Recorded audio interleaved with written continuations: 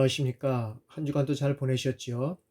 이번 시간에는 조직관리론 제6장 조직과 우리가 개인 간의 관계에 대해서 한번 알아보도록 하겠습니다. 자, 6장 조직인입니다.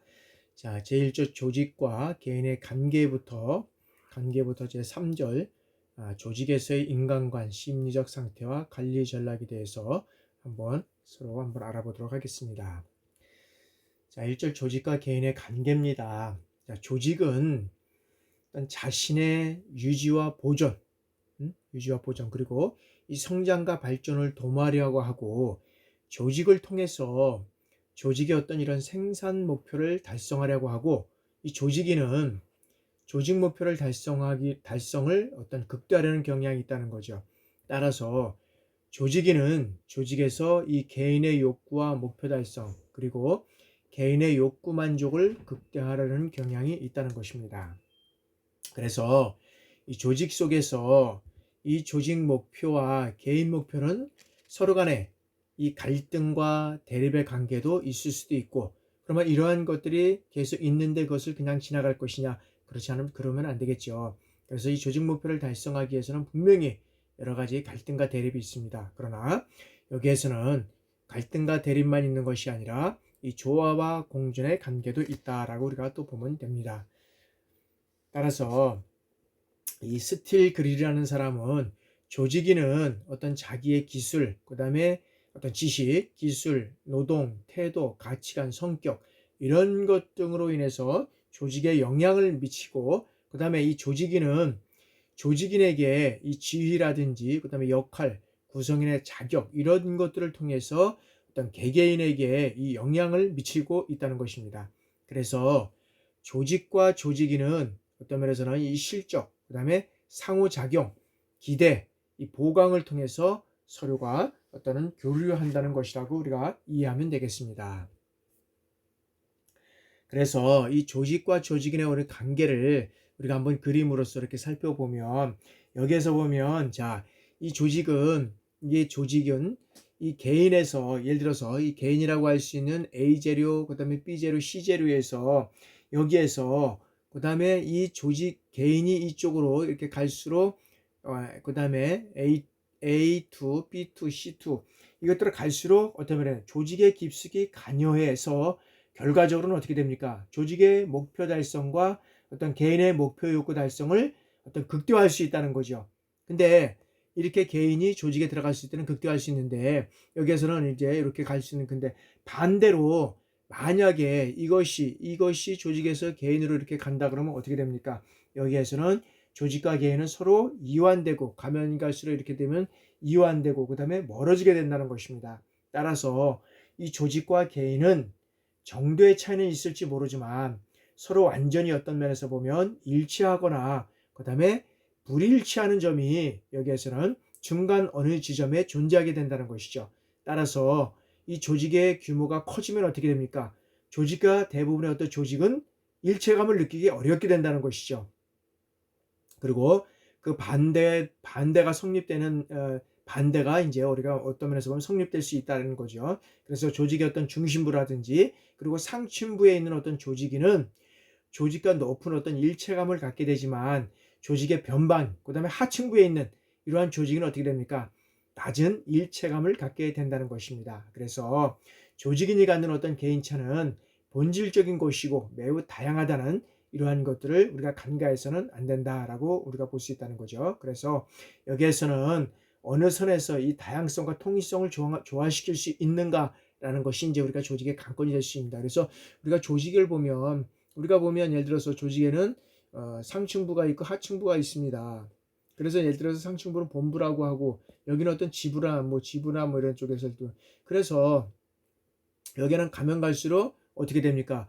여기는 어떤 일체감을 가지고 있어서, 그래서 우리가 이제 군대도 얘기를 들어보면 상층부에 있으면은 여기서 보면 더욱더 어떤 면에서 보면 승진이라든지 뭐 이런 것들을 하기가 더 쉬워지는 거고, 하층부로 가게 되면 이런 어떤 승진이 이런 것들은 어떤 점에서 불합리한 어떤 좀 약간 좀 떨어지는 그러한 요소들을 우리가 갖고 있다는 거죠. 그런 측면에서 우리가 조금 이해를 하시면 우리가 될 것 같고, 그래서 조직은 개인보다는 이러한 어떤 조직 속에 들어갈 때 여기에서는 그런 어떤 영향력을 극대화할 수 있고, 조직에서 개인으로 갔을 때는 여기에서는 어떤 면에서 보면 이게 또 조직의 어떤 개인은 서로 간에 이완되고 멀어진 이러한 효과, 이러한 결과가 나올 수 있다라고 우리가 이해를 하시면 될 것 같습니다. 자, 이제 여기에서는 이제 개인의 어떤 그런 그 가치와 여기서 조직의 이제 가치 어떤 이런 것들을 우리가 한번 살펴보면, 자, 조직과 조직인의 어떤 관계에 미치는 이 영향, 이런 어떤 요인, 이런 것들은 여러 가지가 있다고 볼 수 있습니다. 이 중에서도 목표라든지 이 어떤 가치의 충돌과 어떤 조직 이런 어떤 조합 문제가 비교적 어떤 중요하다고 할 수 있는데, 여기에서는 개인의 목표라든지 이 가치와 조직의 목표, 그 다음에 어떤 가치, 이런 것들이 같거나 다를 때 조직과 조직인의 관계에 어떤 다양한 형태로 영향을 미칠 수 있다는 것입니다. 따라서 여기에서는 뭐냐면, 자, 조직 관리자는 조직의 어떤 목표와 개인의 목표가 균형을 갖도록 여기에서는 관리자는 해야 된다는 거죠. 다시 한번, 이 관리자는, 조직 관리자는 어떤 면에서 보면 이 조직의 목표, 조직의 목표와 이 개인의 목표, 이게 어떻게 돼요? 균형을 갖도록 우리가 얘기를 해야 된다는 거죠.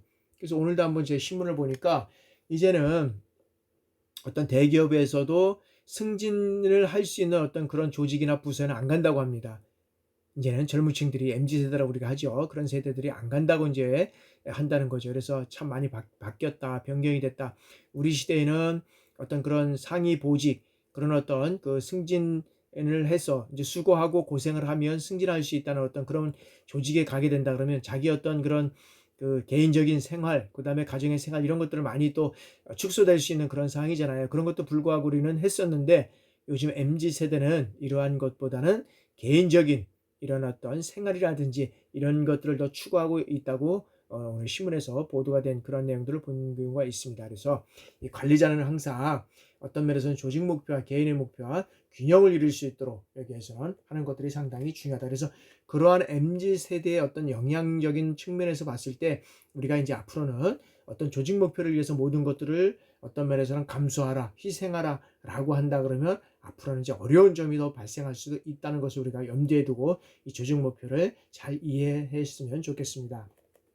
그래서 자, 여기에서는 이제 조직과 여기는 조직인의 어떤 객관적 가치 측정 기준을 우리가 이제 여기서 살펴보면, 자, 조직과 조직인의 어떤 공동의 기반을 조성하기 위해서 이 가치를 객관적으로 측정할 수 있는 이 어떤 면에서 객관적 기준이 필요한데, 그 기준은 여기에서 보면 이 네 가지 이런 어떤 기준이 필요하다는 거죠. 자, 첫 번째는 이제 균형이라는 거죠.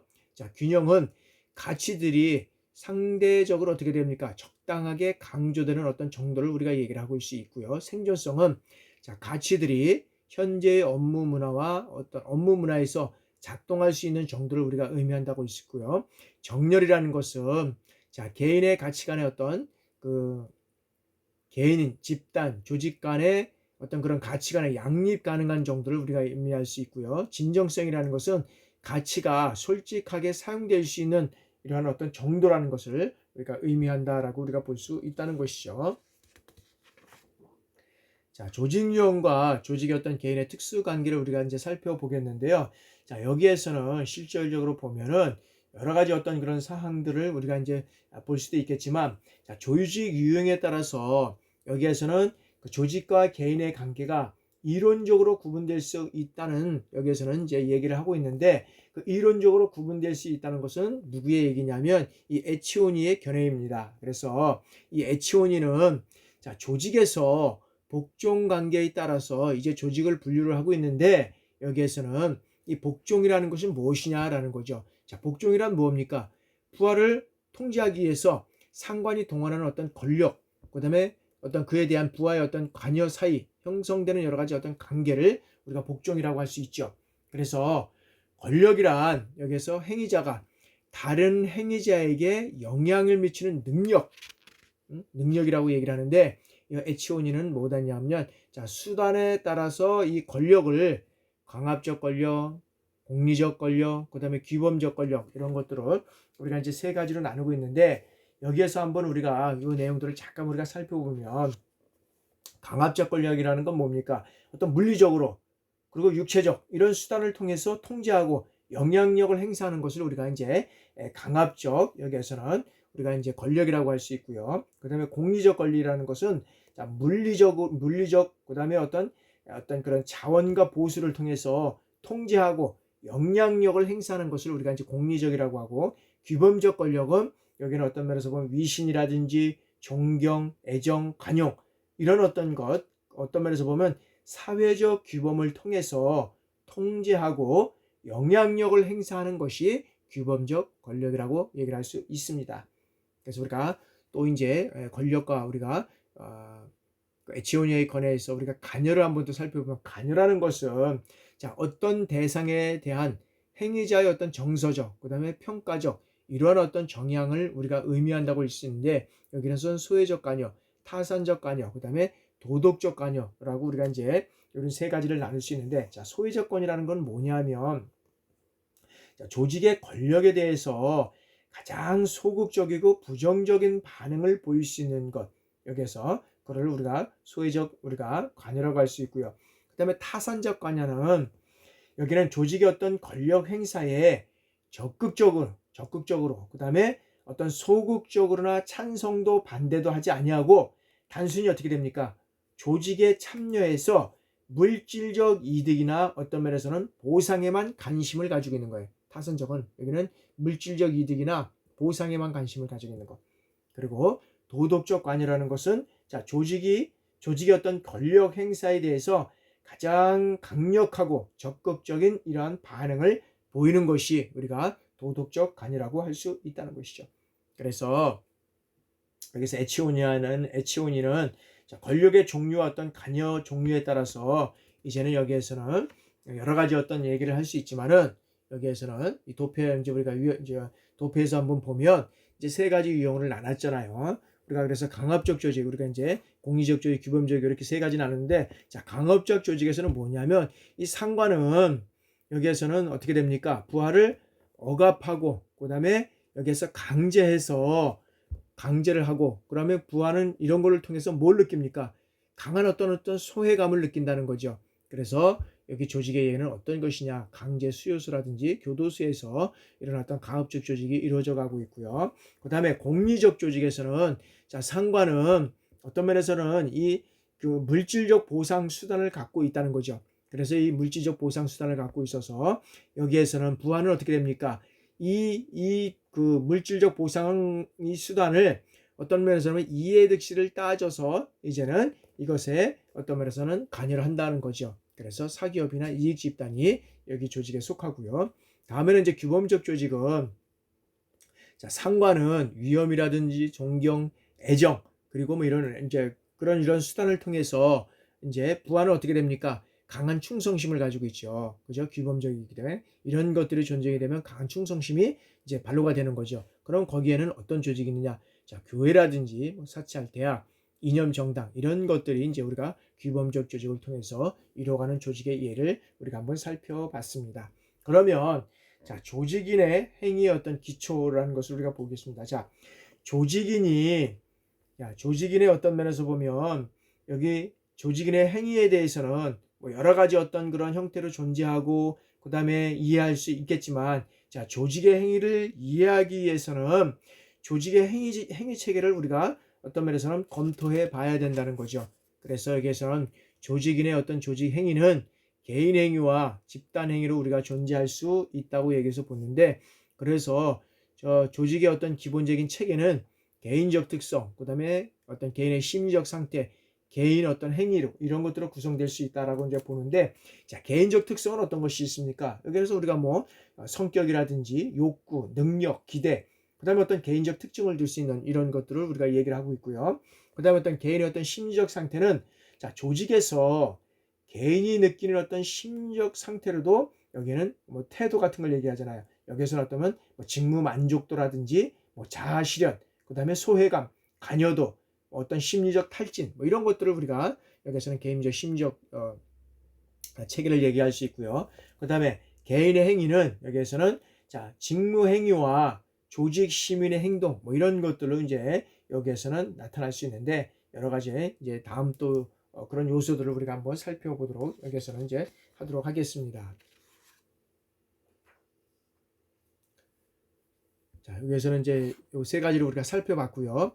자, 조직인의 어떤 심리적 상태에 영향을 주는 요소는 개인적 특성을 포함해서 직무상 요인이라든지 조직적 요인, 그 다음에 조직 환경적 요인, 이런 어떤 세 가지를 우리가 살펴볼 수 있습니다. 그래서 조직적 요인이라는 것은 뭐냐면 이것은 조직의 목표라든지 구조, 규모, 보상, 체계, 관리 이런 것들을 우리가 들 수 있고요. 직무상 요인은 자, 과제의 어떤 중요성, 그 다음에 뭐 자율성, 직무 수행 결과에 대한 어떤 지식이나 과제, 그 다음에 수행 기술의 어떤 다양성, 그 다음에 과제의 어떤 정체성, 과제의 난이도, 이런 것들에 따라서 우리가 어떤 직무상 어떤 요인을 나눌 수도 있고요. 그 다음에 조직 환경적 요인은 자, 사회 변동이라든지 사회 제도, 경제 상태, 이런 것들을 통해서 우리가 이제 나눌 수 있다는 거죠. 그래서 다음에 어떤 표가 보면 자, 조직의 행위 체계는 조직 체계에서부터 조직 환경적 특성이 있다. 근데 이거는 개인적 심리 상태에 따라서 여기에서는 뭐가 나타나냐면 조직 성과가 나타날 수 있다는 겁니다. 이런 모든 것들은 이러한 특성은 개인의 어떤 심리적 상태에 따라서 여기에서는 개인 행위로 나타나는데 그 개인 행위는 뭐냐면 조직 성과로 나타날 수 있다는 것입니다.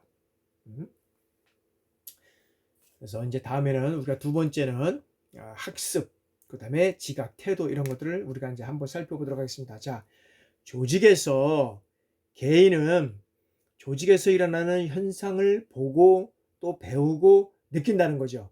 그래서 이러한 어떤 특정한 태도를 형성하고 이에 따라서 조직 행위를 하게 된다는 것입니다. 다시 말씀드리면 자, 개인이 원래 타고난 어떤 성격에 의해서 행동이 영향을 받을 수 있다는 거죠. 그러나 어떤 개인의 경험도 행동에 영향을 많이 준다라고 볼 수 있다는 것입니다.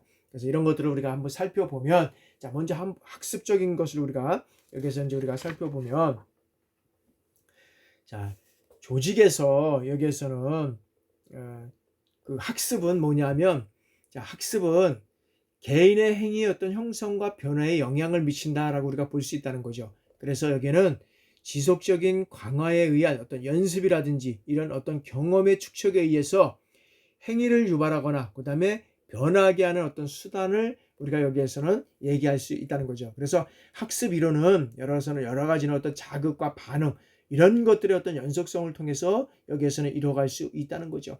그래서 뭐 어떤 면에서는 잘하는 자에겐 칭찬을 해주고 그 다음에 어떤 뭐 잘 못하는 자는 어떤 면에서는 처벌을 할 수 있는 뭐 이런 어떤 것들 칭찬과 어떤 그런 그 행위에 대한 어떤 처벌에 대한 이런 것들을 어떤 강화하고 줄이는 이러한 측면에서 우리가 이제 학습을 통해서 이루어가는 것을 우리가 얘기를 할 수 있고요. 이제 지각은 자, 지각이란 뭐냐면 환경에 대한 어떤 이 영상을 형성하는 과정에서 여기는 외부로부터 들어오는 어떤 감각적 자극을 선택하고 조직하고 해석하는 이런 어떤 과정을 우리가 얘기를 할 수 있다. 그럼 뭐냐면 자, 지각이라는 것은 환경이나 상황을 자기 나름대로 이해하고 판단한 것이다.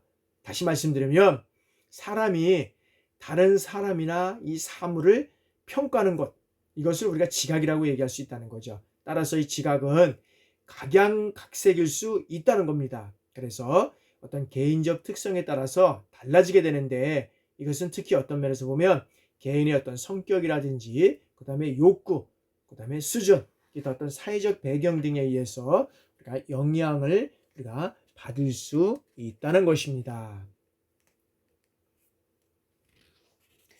다음에는 우리 태도에 대해서 한번 알아보도록 하겠습니다. 자, 태도라는 것은 자, 어떤 인간이라든지 그 다음에 어떤 물건, 그 다음에 어떤 상황 이런 거에 대해서 특별한 영향을 끼치는 어떤 경험 이런 것들을 통해서 형성된 이 마음의 상태를 우리가 얘기를 하겠는데 여기는 감정적 요소와 인지적 요소, 그 다음에 행태적 요소 이런 것들로 우리가 태도를 우리가 설명할 수 있다는 거죠.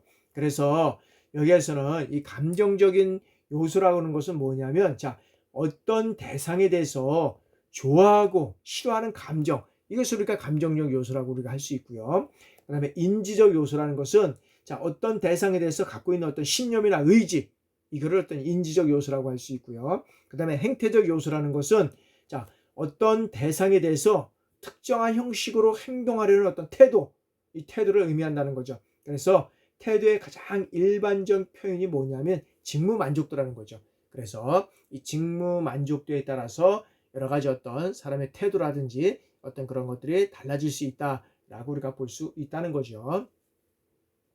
자, 다음에는 이제 우리가 동기부여와 조직인의 어떤 그런 성격, 그다음에 성격에서부터 그다음에 욕구, 능력, 기대 뭐 이런 것들을 우리가 한번 살펴보도록 하겠습니다. 동기부여.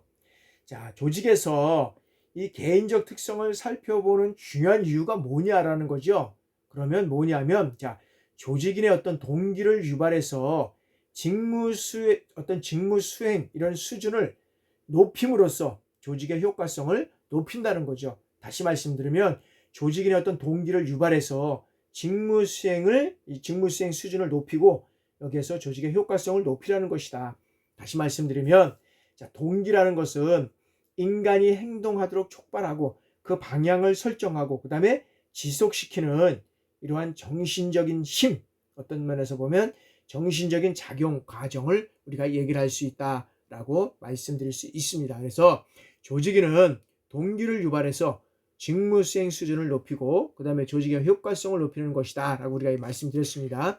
그래서 인간이 행동하도록 촉발하고 그 방향을 설정해서 지속시키는 이러한 정신적인 힘 또는 정신작용의 과정을 우리가 동기부여라고 할 수 있다.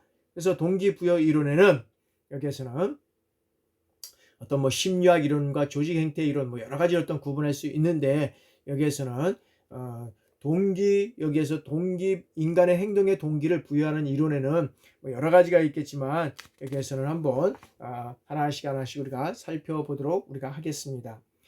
자, 첫 번째 인간 행동의 동기를 부여하는 이론 중에서 어떤 중요한 것이라고 우리가 생각할 수 있는 여러 가지 요소가 있는데 여기에서는 쾌락서부터 본능설, 추동이론, 인지이론 이렇게 해서 우리가 네 가지를 우리가 한번 살펴보도록 하겠습니다. 자, 먼저 여기에서는 쾌락주의입니다. 자, 쾌락주의라는 것은 이 쾌락주의 원리라는 것은 뭐냐면 자, 사람은 뭐냐면 이 쾌락을 추구하고 고통을 피하려는 경향이 있다는 거죠. 그래서 여기에서는 뭐냐면 의도적으로 우리가 이 고통을 피하려고 하는 어떤 면에서는 행동을 추구한다는 거죠. 행동을 추구한다는 거죠. 그리고 본능설은 자, 본능은 여기에서는 자, 모든 종류의 행동을 일으키게 하는 어떤 생리적인 에너지의 어떤 출처를 우리가 얘기를 한다. 그래서 행동은 본능의 결과다. 그래서 행동은 어떻게 됩니까? 이 본능의 결과다. 라고 우리가 할 수 있다는 거죠. 자, 다음에는 이제 추동이론은 자, 일정한 자극에 의해서 일정한 행동이 형성되고 그다음에 이렇게 형성된 행동이 어떻게 됩니까? 계속 유지되는 어떤 이런 이론을 우리가 이제 여기에서는 얘기할 수 있다는 거죠. 그래서 어떤 면에서 보면 자, 과거의 어떤 일정한 행동이 좋은 결과를 가져왔으면 인간은 그 활동을 어떻게 됩니까? 반복하는 경향이 있다는 것이죠. 그리고 또 그 반대로는 뭐냐면 자, 과거의 행동으로 인해서 좋지 못한 결과가 나온다 그러면 그리고 그 결과로 인해서 처벌을 받으면 인간은 어떻게 됩니까? 그 활동을 반복하지 않고 피하게 된다라는 것이 여기에서는 추동 이론이라는 거죠. 그래서 우리가 기계론적으로 우리가 설명을 하는 것을 우리가 이제 추동 이론이라고 얘기할 수 있고요. 자, 인지 이론은 뭐냐면 자, 여기 동기는 행동을 일으키는 어떤 동물이라든지 인간의 인지적 요인에 의해서 영향을 여기에서는 받는다라는 것인데 자, 일정한 자극은 사람에 따라 다를 수 있다는 것이죠. 그렇다 그러면 자, 동기를 부여하는 방법에는 어떤 것들이 있느냐? 뭐 여러 가지도 있고 이용도 뭐 어떤 면에서 이론도 다양하고 그다음에 학자들에 대해 따라서 이 동기부여의 어떤 접근 방법 이런 것들도 어떤 면에서는 다를 수 있다는 것입니다. 그러나 여기 동기부여 방법에는 실제로 보면 내용 이론과 가정 이론으로 우리가 살펴볼 수 있는데 자, 내용 이론이라는 것은 뭐냐면 자, 동기를 유발하는 원인의 어떤 내용을 설명하는 것으로서 여기는 욕구 이론이 중심이 된다. 그래서 욕구 이론을 중심으로 이뤘고 내용 이론 중에서는 자, 과정 이론은 어떤 과정을 통해서 어떻게 동기가 유발되는가를 여기는 설명하고 이 과정에 관여하는 이 변수들 간에 어떤 작용이 있는지에 관한 이론 그래서 여기에서는 뭐 기대 이론, 공정성 이론 이런 것들을 우리가 이제 여기에서는 얘기할 수 있다는 거죠. 그러면 기대 이론이란 뭐냐? 우리가 여러 가지 우리가 다 살펴보시죠. 기대 이론이니까 뭐죠? 자, 구성원 개인의 어떤 동기부여 정도가 업무에서 이 행동 양식으로 결정되는 겁니다. 다시 말하면 자, 동기부여 정도, 얼마나 동기부여가 됐냐에 따라서 그것이 여기에서는 업무에서 행동 양식으로 결정된다는 것. 그것이 기대 이론이다. 자, 공정성 이론이라는 것은 이 공정성 이론은 것은 어떤 형평성 이론이라고도 우리가 얘기를 하는데, 자, 개인과 개인 또는 어떤 그 조직 간의 어떤 교환 관계에 초점을 두는 것이다.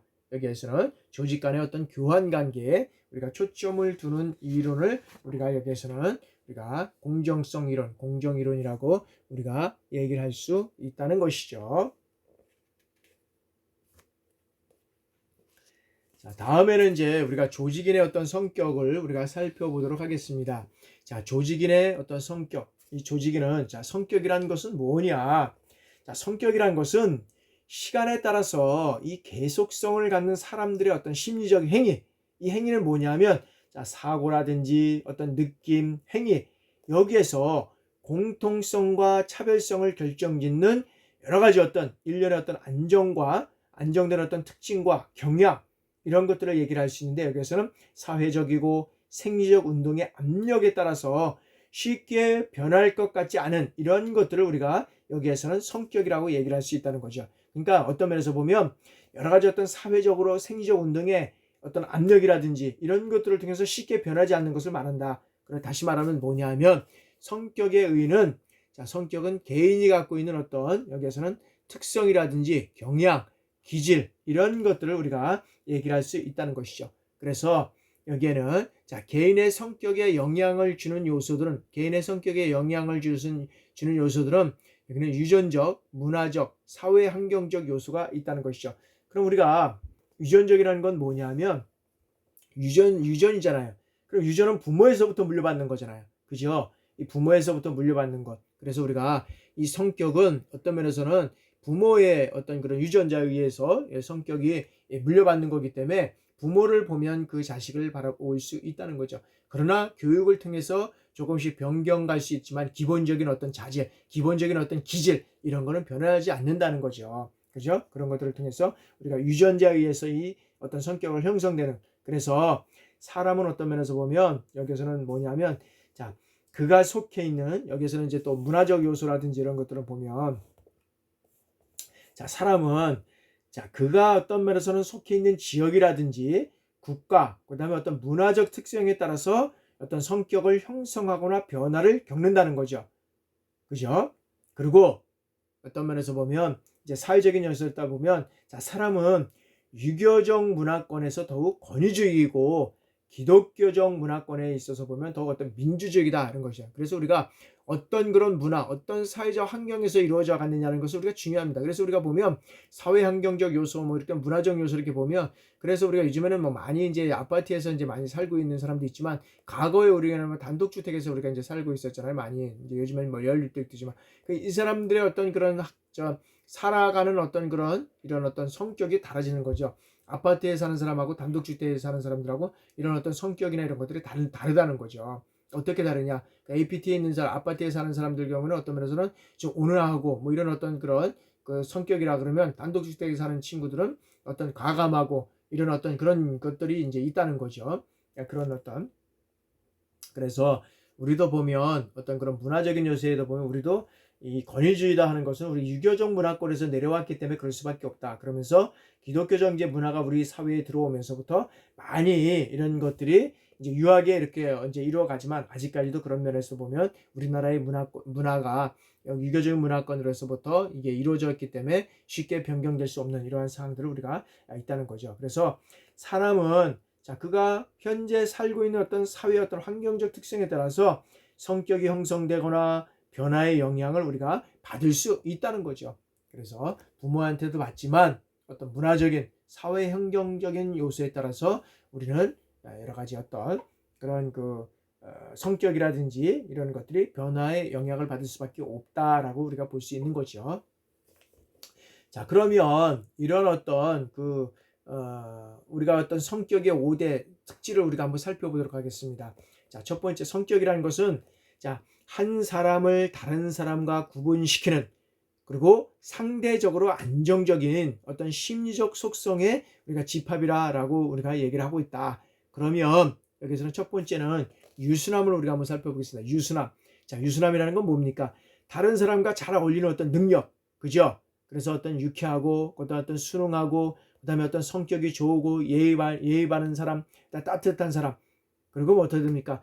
다른 사람들과 좋은 관계를 가지는 어떤 이러한 사람들을 우리가 유순한 이런 성격을 갖고 있다라는 거죠. 그래서 이것은 어떤 면에서 보면 우리가 좀 유순한 성격을 가지고 있는 사람들이 다른 사람들과의 어떤 적과에도 어떤 면에서는 그 적과의 동침이라고 할 수 있나요? 적을 만들지 않고 잘 이렇게 융합해 나갈 수 있는 그러한 사람들이 우리가 이제 유순한 성격을 가지고 있는 사람.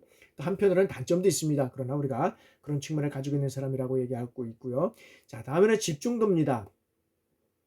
자, 한 사람이 초점을 두고 있는 목표의 어떤 수를 말하는데 여기에서는 자, 조직화된 그리고 잘 훈련된 그리고 노력을 많이 하는 의미를 가진다는 뜻에서 우리가 집중도라고 얘기하는데 여기에서는 그런 노력을 많이 하는 사람들의 의미를 가진다라고 해서 우리가 집중도를 얘기하고 있고요.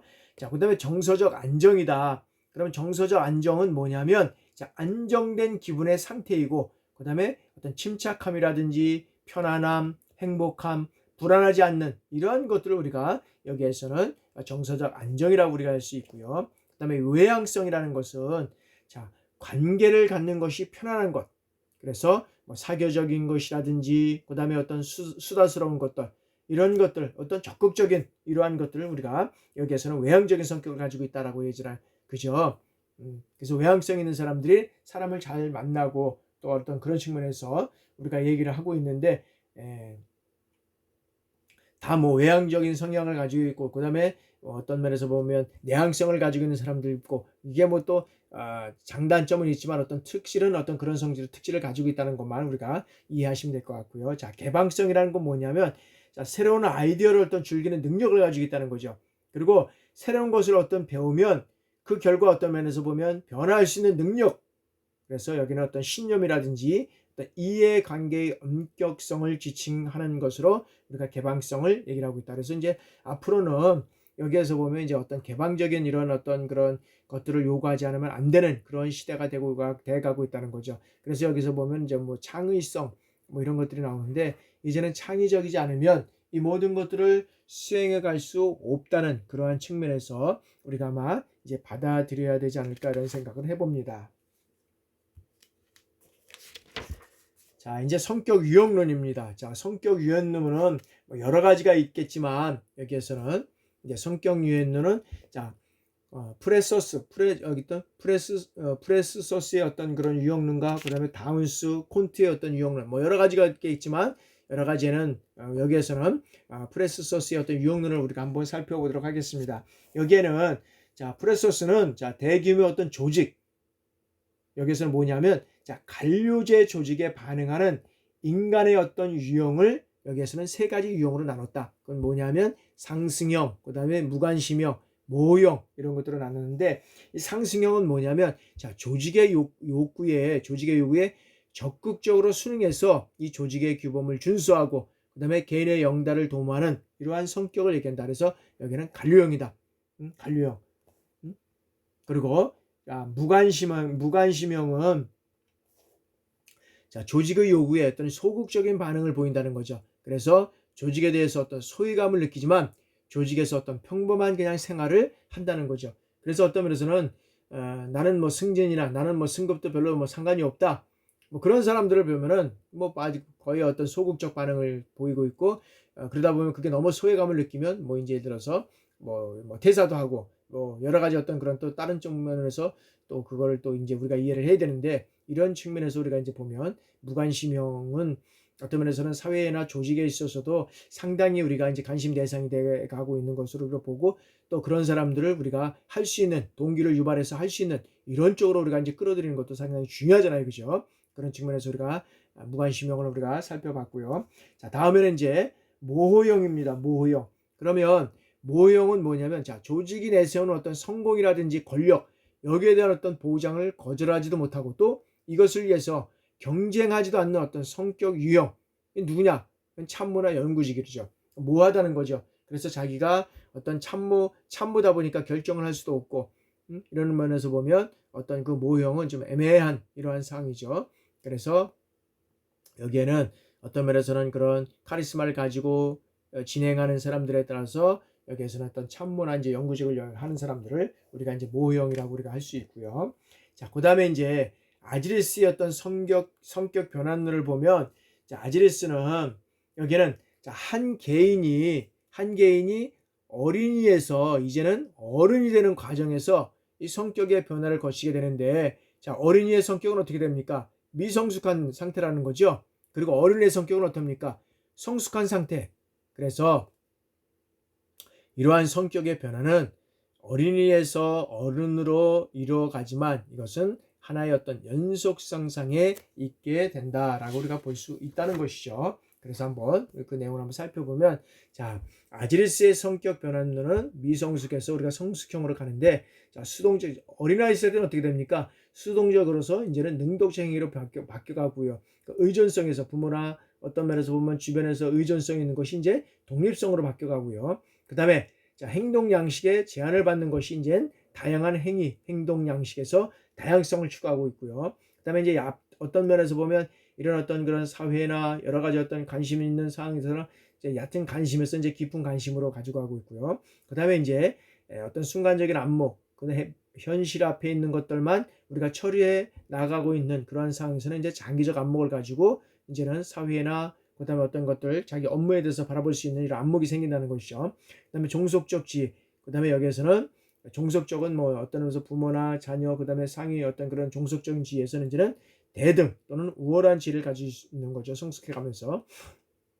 그다음에 이때는 어떤 면에서는 자의식이 뭐 상당히 결여될 수 있다고 하면 이제는 자의식과 자기 통제가 이제는 성숙 단계로 들어가면서 이제는 확고한 어떤 그런 자의식을 가지고 이런 업무를 수행해 나갈 수 있는 그러한 측면에서 우리가 이해를 하면 되겠고요. 자, 그래서 이제 조직인의 욕구는 자, 조직인의 어떤 욕구라는 것은 여기는서 성격과 더불어서 여기는 동기부여 이루는 어떤 기초를 이루고 있다는 거죠. 그래서 인간은 자신의 욕구를 충족시키기 위해서 행동한다는 거죠. 그래서 여기에서 보면 자신의 욕구 충족과 관련된 여러 가지 어떤 이러한 일들을 우리가 얘기를 할 수 있는데 가능한 한 어떤 면에서 보면 충족과 관련이 없는 것들을 회피한다는 거죠. 그래서 여기에서 보면 자, 머슬로우의 어떤 그런 우리가 여기서는 늘 보면 머슬로우의 어떤 우리가 인간 어떤 면에서 보면 욕구 5단계서를 우리가 얘기를 하는데 여기에서는 우리가 이제 그 내용들을 우리가 한번 살펴보면은 이제 이런 거죠. 뭐 실적으로 보면 자, 첫 번째는 이제 뭐냐면은 자, 생지적 욕구죠. 자, 생지적 욕구라는 건 뭐냐니까 자, 인간의 삶을 영위하는데 가장 필수적인 것 먹고 예를 들어서 어떤 면에서는 그냥 뭐 요구가 있잖아요. 먹는 거, 의식주에 관한 것들 뭐 먹고 싸고 뭐 예를 들어서 뭐 성생활하는 뭐 이런 어떤 욕구를 들 수 있다는 거죠. 이제 이게 기본적인 어떤 생지적 욕구가 이루어지면 어떻게 됩니까? 이제 사람은 안정의 욕구를 이제 들어갑니다. 그래서 어떤 공포라든지 혼란으로부터는 어떤 정신적, 육체적 이런 어떤 위험으로부터 보호하고 그다음에 경제적, 사회적 안정을 지속하고 그다음에 현재 상태를 보존하기 위한 이런 것들을 우리가 이제 얘기를 할 수 있는 거죠. 이제 그래서 안전 욕구고 그다음에 이제 세 번째는 이런 욕구가 이제 충족이 되면 어떻게 됩니까? 그다음에 사회적 욕구, 애정의 욕구, 뭐 가족이라든지 친구, 애인, 동료, 그다음에 이웃과 친하게 이제 사랑을 나누면서 살고자 하는 욕구가 이제 집단에 이제 생긴다는 거예요. 그래서 여기서는 어느 집단이라든지 그다음에 어떤 조직에 관여하고 그다음에 사회에 속하는 이런 것들이 이제 여기에서는 실질적으로 보면 이루어져가는 시대가 이제 되는 거죠. 그래서 우리가 보면 한 30대 중반에서부터 이제 여기서 이제 4, 50대 이렇게까지만 해서 어떤 면에서는 그런 쪽의 욕구가 이제 우리가 가져가고 있고요. 그다음에 존경의 욕구는 자, 다른 사람들로부터 인정을 받고 그죠? 인정을 받고자 하는 그래서 어떤 스스로 긍지나 자존심을 가지려는 욕구를 우리가 얘기할 수 있고요. 그다음에 자, 자아 실현의 욕구입니다. 자아 실현의 욕구는 뭐니까 자신의 잠재력을 최대한 이용하고 발휘하고 개발해서 자신의 어떤 이상이나 목표를 실현하려는 욕구. 이렇게 해서 우리가 이제 매슬로우의 어떤 그런 인간 요구의 5단계처럼 우리가 많이 얘기하고 있는데, 어떤 생리적 요구는 저급 욕구지만 이제 가면 갈수록부터 이제 고급 욕구로 우리가 갈 수 있죠. 그러니까 어린아이에 있을 때는 정말 어떤 먹고 그다음에 잠자고 뭐 의식주의적인 기본적인 거잖아요. 먹고 잠자고 싸고 뭐 이런 어떤 것들을 좀 통해서 이제는 성숙 단계가 들어가면 제일 좋은 거는 뭐냐면, 요즘에는 이제 뭐 자아실현 욕구라고 하지만 이상과 목표를 추구한다고 하지만, 어떤 면에서 요즘에는 이제 봉사 같은 거를 많이 하잖아요. 이걸 통해서 자아실현을 욕구를 하는 것도 있고, 그다음에 뭐 다른 여러 가지 어떤 그런 자신이 가지고 있는 어떤 그런 것들을 통해서 여러 가지 어떤 타인에게, 다른 사람들에게 어떤 그런 것들을 나눠주는, 봉사하고 이상을 실현하는 이런 욕구를 우리가 이제 많이 가지고 있다라고 우리가 볼 수 있는 거죠. 자, 다음에는 이제 그 허즈버그의 어떤 욕구 충족 이론을 우리가 본다는 거죠. 여기에서는 자, 불만족 요인 또는 위생 요인, 여기에서는 뭐냐면은 자, 조직 구성원들의 불만을 야기하는 데 작용하는 어떤, 여기에서는 정책이라든지 임금, 근로조건, 감독자와의 어떤 관계, 동료와의 관계, 이런 것들을 우리가 여기에서는 이제 얘기할 수 있는데, 실적으로 보면 자, 이 불만 요인을 제거한다고 해서 여기에서는 어떤 면에서 보면은 그 만족을 보장하는 것은 아니라는 거죠. 응? 왜냐하면 여러 가지 어떤 면에서 보면 이 불만 요인은 어떤 뭐 질병을 치료해 주기도 하고, 그다음에 환자에게 건강을 가져주는 뭐 여러 가지 요소가 있겠지만, 그렇다고 해서 불만 요인을 제거한다고 해서 사람들이 다 만족하다, 이런 것들은 아니라는 거죠. 그러면서 이제 만족도는 어떤 동기부여 요인이 나오게 되는 거죠. 그래서 여기에서는 자, 그들이 담당하는 직무의 어떤 성취라든지, 그다음에 인정, 그다음에 업무 자체, 책임, 승진, 이런 어떤 직무에 흥미를 느끼고 몰입해서 그것을 통해서 자아 실현과 성취를 해야만 만족할 수 있다는 거죠. 그래서 우리가 어떤 면에서는 제로 상태에서 우리가 출발을 해가지고, 여기에서는 어떤 면에서는 최고의 어떤 그런 최고의 만족을 가지고 있는 걸 만족으로 갈 것이냐, 그 다음에 어떤 면에서는 불만족으로 할 것이냐에 따라서 최고의 어떤 불만족과 최고의 만족을 우리가 느낄 수 있다는 거죠. 그래서 어떤 면에서 보면 그 불만족이라는 것은 여러 가지 어떤 그런 것들을 다 해준다고 해서 다 만족을 할 수 없다는 거죠. 그러나 이런 만족 요인, 동기 요인이라는 것은 이런 것들을 통해서 여기에서 몰입해서 자신을 통하고 성취를 통해서 만족을 할 수 있는 이러한 측면에서 우리가 최고의 만족을 가져올 수 있다라고 우리가 볼 수 있다는 거죠. 자, 다음에는 이제 조직의 능력입니다. 자, 조직의 능력이라는 것은 뭐냐면, 자, 능력에 우리가 의의를 보면, 자, 능력이라는 것은 조직인의 능력으로는 이 적성과 능력으로 해서 우리가 얘기를 할 수 있는데, 자, 적성은 뭐냐면, 자, 개인의 학습 능력을 의미한다는 거죠. 그래서 여기에서는 능력이라는 것은 개인이 주어진 직무에 요구되는 어떤 가업을 수행할 수 있는 현재 능력, 여기에서는 그래서 지식과 기술, 이런 것들을 우리가 포함하고 있다라고 우리가 볼 수 있는 것이고요. 그래서 이제 여기에서는 자, 이제 이성형과 감성형을 들 수 있는데, 자, 이성형은 뭐냐면, 자, 이성이 좀 더 강한 사람, 그 다음에 감성형은 감성이 좀 더 강한 사람, 이런 사람이죠. 이성을 강한 사람들은 여기는 IQ, 감성이 들어있는 사람은 EQ, 그죠? 이런 걸 얘기할 수 있죠. 그래서 여기에서는 이 감정적 지성이 요구되어야 된다. 그래서 감정적 지성은 뭐냐면 균형감이라는 거예요. 균형감. 그죠? 균형감. 그래서 균형감이라는 것은 어느 한쪽에 치우치지 않는 이런 것들. 그래서 보면 이상형 여자들 같은 경우에는 참 요즘 어린 학생들 보면 얼마나 논리적으로 얘기를 잘하고 막 이런 사람들이 엄청 있어요. 근데 여기는 이제 이성형이죠. 논리적인 거.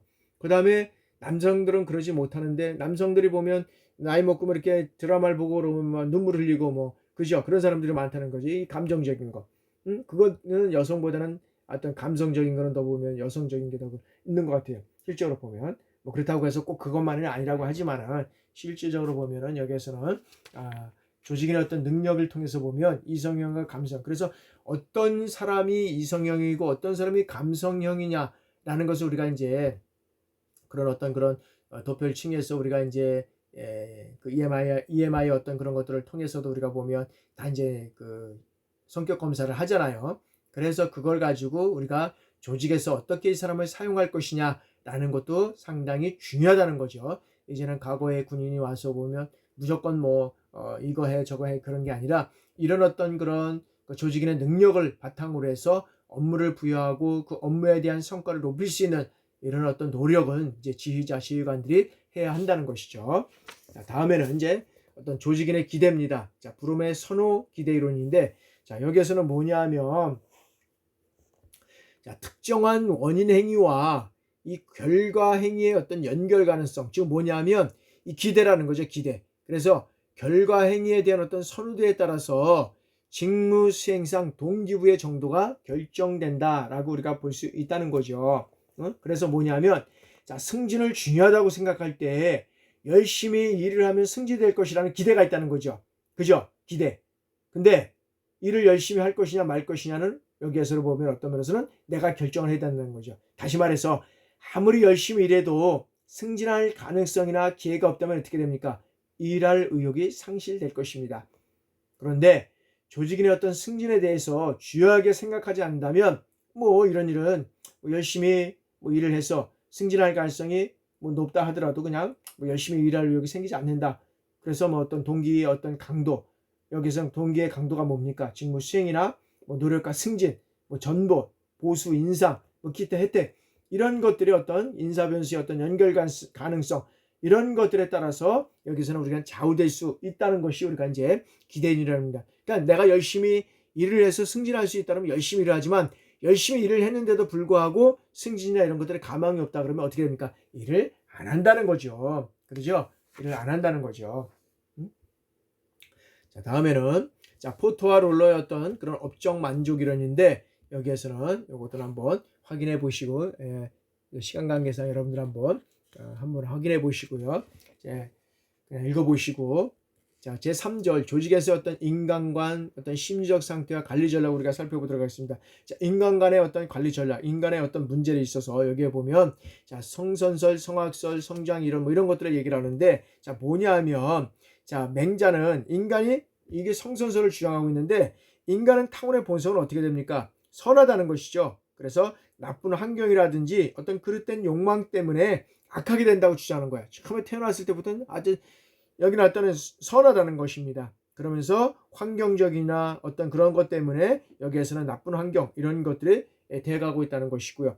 그 다음에 이 성악설은 뭐냐면 자, 순자의에서 여기에서는 얘기를 하고 있는 건데 자, 인간의 본성이 어떻게 돼요? 이 본성 즉 성품이 본래부터 악하다는 겁니다.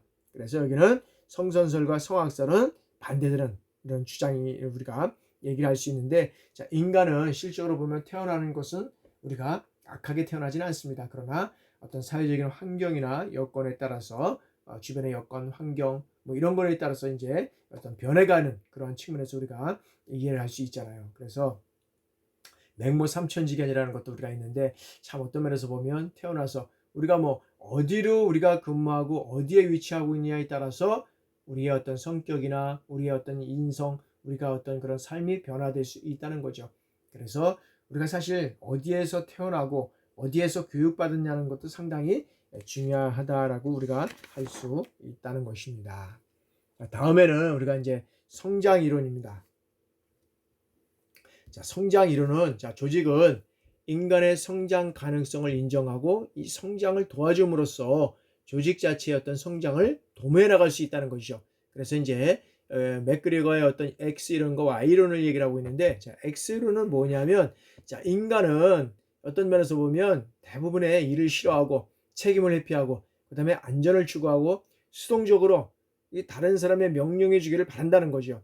그러나 맥그리거는 뭐냐면 자, X 이론의 어떤 인간관을 현대에 적용하기는 부적절하다. 그러면서 이제 Y론을 제시하게 된다는 겁니다. 이 Y론은 뭐냐? 자, 인간은 원래 일을 좋아하고 부지런하고 조건만 갖춰진다면 이 책임을 지려하고 창의성을 발휘해서 자아실현적 욕구 충족을 통해서 동기유발을 된다는 것입니다. 그래서 X 이론과 Y 이론. 그래서 인간은 우리가 성선설과 성악설을 우리가 얘기를 하고 있지만 실질적으로 보면은 뭐 쾌락을 추구하고 어떤 면에서 일을 하기 싫어하는 뭐 그런 어떤 뭐 인간의 어떤 기본적인 속성도 가지고 있다고 하지만 그러나 여기에서 보면 인간은 실질적으로 좋아하는 조건만 갖춰진다면 이 동기유발만 해준다 그러면 여기에서는 어떤 책임성을 가지고 창의성을 발휘해서 어떤 자아실현 욕구를 충족시킬 수 있는 이러한 것들이 우리가 인간으로서 이뤄갈 수 있다는 것이죠. 사인의 이제 인간과는 자, 기존의 조직 내에서 인간에 대한 가정들에 관한 이론들은 합리적, 그 다음에 경제적 인간관, 사회적 인간관, 그 다음에 자아실현적 인간관, 뭐 복합적 인간관 이런 것들로 분류되는데, 자, 현실적인 여기에서는 현실적인 인간관은 이런 어떤 복합적 인간관에 의해서 우리가 복합적 인간관에서 우리가 여기에서는 좌우될 수 있다라고 우리가 볼 수 있다는 것이죠. 그래서 이제 우리가 시간 관계상 그것들은 또 다 우리가 설명을 할 수 없는데요. 우리가 한번 또 살펴보면, 자, 조직의 어떤 다양성입니다. 조직의 다양성은 뭐냐면, 자, 지식 정보 사회가 되면서 조직의 어떤 다양성이 커지고 있고, 이를 적극적으로 하려는 경향이, 적극적으로 인정하는 경향이 강화되고 있다는 거죠. 그래서 조직의 행위를 예측하는데 어떤 비교적 중요하다고 인정되는 것들은 조직의 어떤 성격, 욕구, 어떤 기대, 능력, 그다음에 지능, IQ, 감성 이런 것들이 이제 어떤 면에서는 다양성이 요구되고 있다는 거죠. 그래서 조직의 행위의 다양성은 여러 가지는 우리가 이제 세 가지를 우리가 살펴볼 수 있는데, 자, 첫 번째는 이 현재적 차원에서는 자, 뭐냐 하면 그 어떤 지위라든지 능력, 소득, 나이, 가족관계 뭐 이런 것들이 있는데, 이 중에서 어떤 소득과 그 다음에 어떤 면에서 보면 지위, 그 다음에 어떤 가족관계 이런 것들은 측정이 가능하지만 능력은 사실은 측정이 어떤 면에서는 어렵다라는 측면이고요. 그 다음에 이제 학습적 측면에서는 여기에서 보면, 자, 교육이나 뭐 종교, 군대 경험 뭐 여러 가지가 있던 이제 여기 이제 쭉 있잖아요. 이런 것들을 이제 우리가 이제 얘기를 할 수 있는데, 자, 개인이 타고나 자라면서 겪는 어떤 다양한 경험, 그리고 여기에서는 현재적 차원에서 영향을 주기도 하지만, 그리고 어떤 면에서는 심리적 상태의 영향을 여기에서는 주기도 하고 영향을 줄 수 있는 이런 어떤 것들을 우리가 얘기를 할 수 있다는 거죠.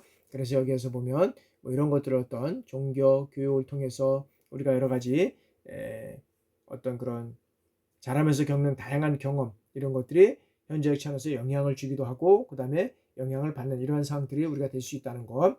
그 다음에 어떤 생리적 차원, 이 생리적 차원에서는 뭐냐면 종족이나 성별, 뭐 지능, 그 다음에 어떤 이런 신체적 조건, 어떤 그런 기타 이런 것들을 우리가 얘기를 할 수 있는데, 여기는 주어진 이것들은 자, 이거는 이런 것들이 사실 어떤 면에서 성별이라든지 뭐 신체 조건, 뭐 종족, 어떤 뭐로 지능 이런 것들은 실질적으로 보면 여기에서는 자신이 결정할 수 있는 것이 아니라는 거죠. 그리고 주어진 것이요. 그래서 유전적인 것이요. 그래서 여기에서는 어떤 면에서는 지능과 신체적 조건은 타고나지만 생후에 변화 가능성이 여기에서는 있다라는 것을 우리가 여기에서는 말씀드릴 수 있다는 거죠. 자, 조직의 어떤 심리적 상태와 관리 전략에서 긍정적 심리 상태, 자, 직무 만족입니다. 자신이 담당하는 직무와 관련해서 느끼는 어떤 전반적인 만족의 정도를 우리가 얘기를 하고 있고요. 자기 성취와 자아 실현은 자기의 잠재력을 최대한 이용하고 발휘해서 이상적인 자기가 되는 것, 그죠? 그다음에 조직 몰입은 자기가 속한 조직에 대해서 동일시하고 몰입하고 일체감, 애착심을 나타내는 것. 이런 것들 일이 없다 그러면 조직 몰입을 안 하죠. 자기 효용성은 어떻습니까? 사람이 어떤 상황에서 적절히 잘할 수 있는 믿음 이런 것들. 그래서 나는 어떤 면에서 보면 이건 잘할 수 있다. 뭐 이런 어떤 자신감, 능력 이런 것들을 가지고 있다는 거죠.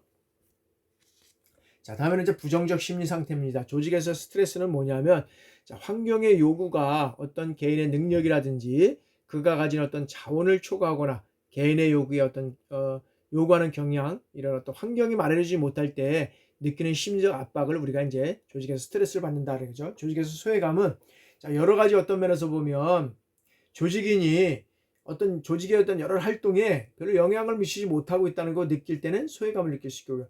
그 다음에 어떤 역할 모호성은 자, 역할 갈등과 역할 모호성은 자, 역할 갈등은 어떤 역할 담당자에게 이 상반된 역할이 주어졌을 때 이들을 동시에 수행할 수 없기 때문에 이제 심지어 느끼는 것들의 어떤 갈등 상황이 느낀다는 것이고, 모호성은 그다음에 여기에서 여러 가지 어떤 수행할 임무라든지 책임, 권한, 업무 처리 방법 이러한 것들을 정확한 어떤 면에서는 정보가 주어지지 않을 때 느끼는 어떤 심리적 여기에서는 부담을 우리가 여기에서는 얘기할 수 있다라고 말씀드릴 수 있습니다. 그래서 조직 시민은 자, 조직 시민에 의해서는 이타적인 행동이라든지 양심 행동, 스포츠맨십, 예의 바른 행동, 뭐 참여 행동 이런 것들은 나타날 수 있는데, 여기에서는 이 조직 시민의 행동으로서는 제일 중요한 건 뭐냐면 조직 내 활동에 관해서 책임을 가지고 참여를 활동이다 라고 우리가 얘기를 할 수 있다는 거죠. 그래서 이제는 시대가 다양화됐습니다. 그래서 조직인의 어떤 그런 이런 활동은 이제는 그 조직에 속해 있는 이러한 사람으로서 책임감을 가지고 거기에 참여해서 정말 활동하는 이러한 어떤 조직의 이제 시민이 요구된다라고 우리가 할 수 있다는 거죠. 자, 이번 시간에는 조직인에 대해서 말씀을 여러분들하고 함께 나눴습니다. 조직인에는 여러 가지 어떤 성격과 경향이 있습니다. 그래서 그 사람들이 어떤 성향을 가지고 있느냐 이것을 분석해서 그 사람이 필요한 곳곳에 여러 가지 배치를 해서 활용을 한다 그러면 더 배가적인 이러한 현상들을 이루어갈 수 있다라고 저는 보는 것입니다. 그래서 여러분들이 오면 그 사람들의 어떤 성향을 잘 파악해서 여러분들이 골고루 또 있는 부서에 그다음에 있는 그런 어떤 조직에 잘 부여해서 동기부여를 해주면 여러 가지 현재 가지고 있는 나의 어떤 능력을 최대로 발휘해서 이루어갈 수 있는 것이 여기에서는 조직인이 해야 할 조직자, 즉 조직 관리자, 조직자, 지휘자 이런 것들이 분들이 해야 할 역할이라고는 생각을 합니다. 지금까지 여러분들 강의 듣느냐고 수고 많으셨습니다. 여러분들 감사합니다. 수고하셨습니다.